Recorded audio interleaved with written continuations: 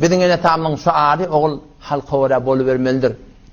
İyle ora boluvermelidir. Ganimet bolsa bolar, toy tutacak bolanda, yağ tutacak bolanda. Haydi bir iş edecek bolamıdı. Ene tamamı eğer Allah'ın aydanına ora bolmayacak bolsa, cami'a ora bolmalı oğullayıp şuar verse, ihtiram bilen Müslüman doğan şoň öňünde durmaly. Sadece İslamyň tagadasy o da la ta'ata li mahluk fi ma'siyatil halik. Allah'ın göwnüne degip mahlukun göwnüne görmelidir. La ta'ata li mahluk, mahlukun taatyn etmeli fi ma'siyatil halik. Halykyň göwnüne degip. Lobbe kelamda İslam şunu tagaza etdi. Kullu zindagide İslam menden şunu istiyor. Senden şunu istiyor. İslam'a ora bolmaly.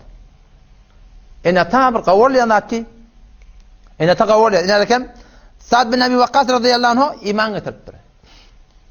O taraftan nenefi qasam sigidi. Ta zamanı ki önkü dinine evlilik gelmesen men hiç edecek etti. Ma hada din ellezî kad ahdatha din. Bir iman getiren dinin näme diýdi?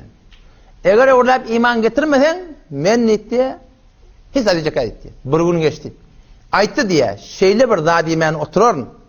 Adamlar enehini öldürdi dedi. Näme diýdiler? Adamlar enehini öldürdi diýip aýtdy. Öler şu ýaly men nitdi. Bir gün geçti. O günün aşağına öýe de giren akdylar. Hey zat ýenak, içenak. 2 gün geçti, ýene gelip gödäpdi. Tembeýtmenäne. 3 gün geçdi diýe. Ahir aýtsakem aýtdy diýe. Hazrat Sa'd bin Abi Waqqas wallahi ya ummi, ey ene Allah bilen qasam diýdi. Law kanat laki 100 nafs, eger sen 100 janyňda bolarsyň, fa kharajat nafsan ma tarakta dini hada li şeyin. Her 100 tarap ölli, ey adamlar gyrsa, ey iman getiradi, öňkü dinine urlada, meni urmayan. Yamasan diýerler.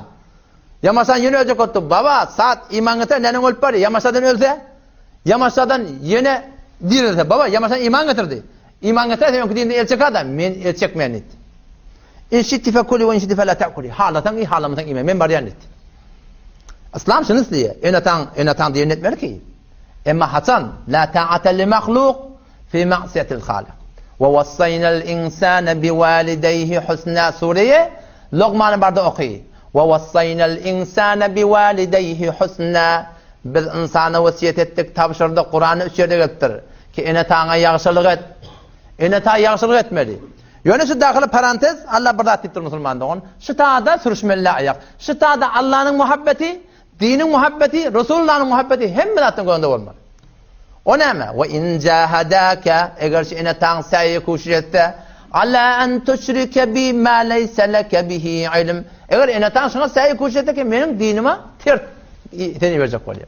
Sana şirk ettirecek, sana kufr ettirecek, sana şeriatın tersini ettirecek oluyor. فَلَا تُطِعْهُمَا diyen etmediptir. وَصَاحِبْهُمَا فِي الدُّنْيَا مَعْرُوفًا ihtiramını et, ihtiramını takla, bir ihtiramı etme. Yöne la ta'ata li mahluk fi ma'siyatil halik.